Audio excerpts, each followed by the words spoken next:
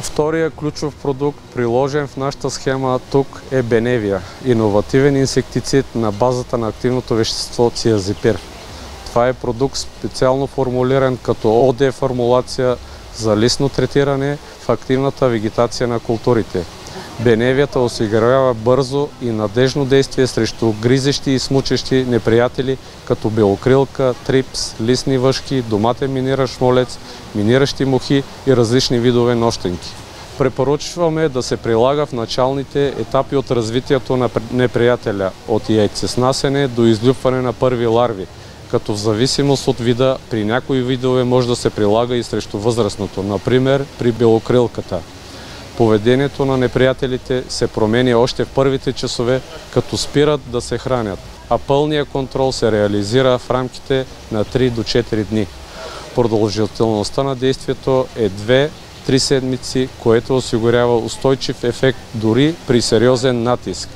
Продуктът има трансламинарно действие с висока проникваемост в листната маса.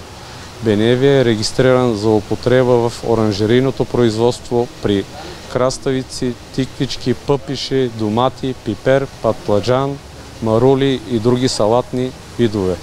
Дозите варират според културата и плътността на неприятеля от 60 до 112 мл на декар. При превантивно приложение препоръчваме ниската доза, а при по-сериозно нападение – високата.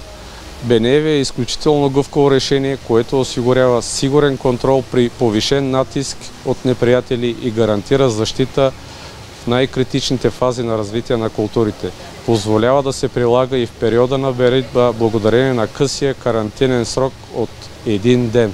Характерното и за двата продукта е, че имат благоприятен екотоксикологичен профил и при опити, проведени в оранжери, не е наблюдаван негативен ефект върху земните пчели, когато третирането по капка с Verimark или съответно листно с Benevia е извършено поне 1 ден преди пускането им в оранжерията.